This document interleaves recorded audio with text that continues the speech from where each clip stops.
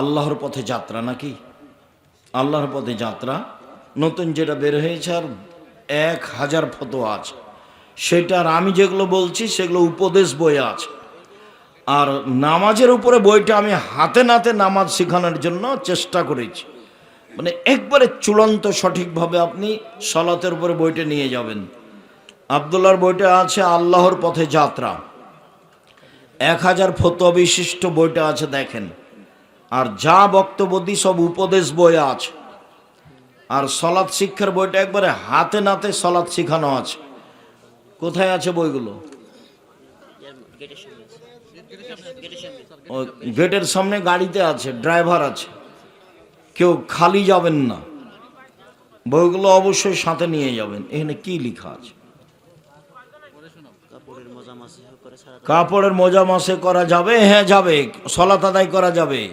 কাপড়ের চামড়ার কোনো পার্থক্য নেই, যারা পার্থক্য করেছে তাদের ভুল হয়েছে। ঈদ মাঠের টাকা গোরস্থানে অথবা গোরস্থানের টাকা ঈদ মাঠে উন্নতির জন্য ব্যবহার করা যাবে কি?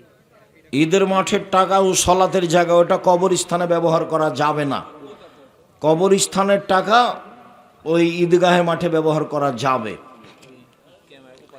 অসুস্থতার কারণে স্বামী বাড়ি থেকে বের করে দিলে এবং ছেড়ে দিলে স্ত্রীর এখন কি করণীয়?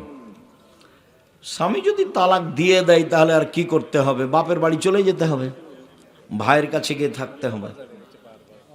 এই জন্য ভাইয়ের ডবল জমি আছে ভাগে, যে নিরুপায় হয়ে গেলে বোন কোথায় গিয়ে থাকবে? ভাইয়ের কাছে থাকবে। এনজিওতে ঘর ভাড়া দেওয়া যাবে না, ওই টাকা হারাম। একদিন অথবা দিনের কিছু অংশ সফর করলে কসর সলাতের বিধান কি? কসরের দূরত্ব নেই, যখনও বুঝবে যে আমি সফরে বের হয়েছি, কসরের দূরত্ব নেই। সলাতের বইটা পড়ো তোমরা, বিস্তারিত নিয়ম দেওয়া আছে।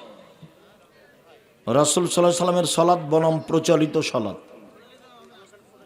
যখনও বুঝবে যে আমি সফরে বের হয়েছি, তখন বাড়ি থেকে বের হয়ে যেখানে টাইম হবে সেখানে কসর করবে।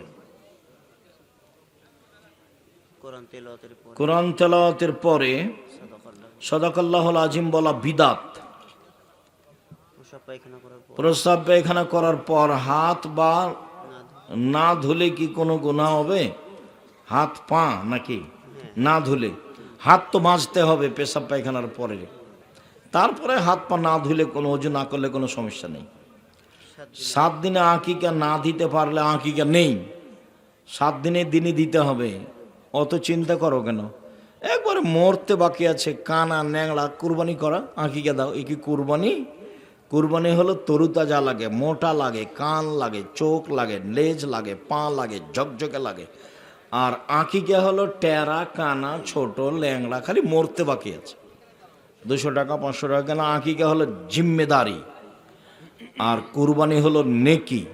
কুরবানি কিসের কাজ? নেকির কাজ। আর আকিকা নেকির কাজ নয়, আকিকা হলো বাপের জিম্মেদারি, দায়িত্ব। ছেলের কেনা সম্পত্তি ছেলে মারা যাওয়ার পর ছেলের মা যতটুকু অংশের ওয়ারিশ হয়, ততটুকু সম্পত্তি ছেলের মা তার অন্য সন্তানদের না দিয়ে মৃত ছেলের নাবালক সন্তানদের দিতে পারবে কি? জি না, 3 ভাগের 1 ভাগ দিতে পারবে। ছেলের যেটুকু জমি ভাগে পেয়েছে এইটুকু যদি কাউকে দিতে চায়, যারা অংশ পাবে না তো সম্পূর্ণ দিতে পাবে না। কতখানি দিবে? 3/1। বুঝতে না পারলে পরে জিজ্ঞাসা করে। নামাজের আগে 2 রাকাত সুন্নাত যে নামাজ পড়তে হয়, সেটা যদি পড়ি তাহলে কি 5 ওয়াক্ত নামাজেই পড়তে হবে? না, যেসব সলাতের সুন্নাত আছে আগে, সেসব সলাতে তাহিয়াতুল ওযুও নাই। সেদিন কবর ভেঙে একাকার করে দেবে, সেদিন তোমার বাবাকে দিয়ে ঠেকায়ও কবর।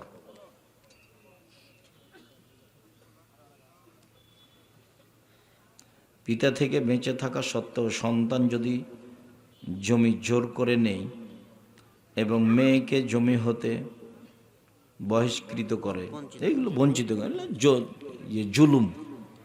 তোমার বাপ বেঁচে আছে, তুমি জমি নিবা কিসের? ঢং দেখাতে তুমি নির্বাচন করো, অবশ্যই তুমি কোনো দল করো, তোমার দলীয় দাপট আছে, এই জন্য তোমার চরিত্র এরকম, তোমার স্বভাব এরকম, তোমার স্বভাব খারাপ, তোমার স্বভাবই ভালো নয়।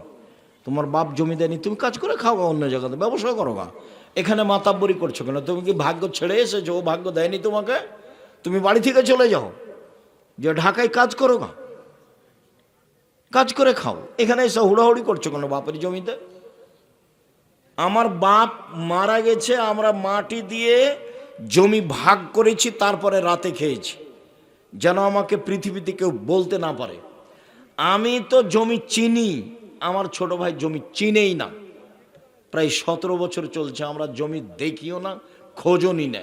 আমার বোনের স্বামীরা খায়, আমার মা পছন্দ করতেন না, জিজ্ঞাসা করি না যে জমিতে কি আছে। তা আমরা চলছে না, বেঁচে নেই। বাপ বেঁচে আছে, বোনকে জমি দিবা না, মারামারি করো কেন? স্বভাব কেন এত খারাপ? কোরবানির চাঁদ উঠলে কি নখ কাটার জায়েজ? না, নখ কাটা হবে না। ফজরের নামাজ মসজিদে পড়ে বাড়িতে এসে ইশরাক পড়লে সিয়াম কিয়ামের সব পাওয়া যাবে না। ইশরাক বাড়িতে হবে না, যেখানে ফজর পড়েছে সেখানেই হবে। আর না হলে তাহলে বাড়িতে চলে আসলে কি পড়তে হবে? চাস্ত 7:30, 8টা, 8:30 এরকম সময়। হাদিসের নামে জালিয়াতি, ডক্টর আব্দুল্লাহ জাহাঙ্গীর, বইটি ভালো, পড়েন, অনেক ভালো কথা আছে। লা ইলাহা ইল্লাল্লাহ মুহাম্মদ রাসূলুল্লাহ সহিহ হাদিস দ্বারা, লা ইলাহা ইল্লাল্লাহ মুহাম্মদ রাসূলুল্লাহর বর্ণনাটা জয়ীফ হাদিস, কিন্তু একে বলা হয় মানান সহিহ। এই অর্থে আরো বহু হাদিস আছে, যার কারণে লা ইলাহা ইল্লাল্লাহ মুহাম্মদ রাসূলুল্লাহ বলাতে কোনো সমস্যা নেই। আর নয়, আমার বয়স 22 বছর, বিবাহ করতে পারি না আর্থিক সমস্যার কারণে, করণীয় কি? বিবাহ করো, টাকা বেশি হয়ে যাবে, আল্লাহ রাসূল বলেছেন।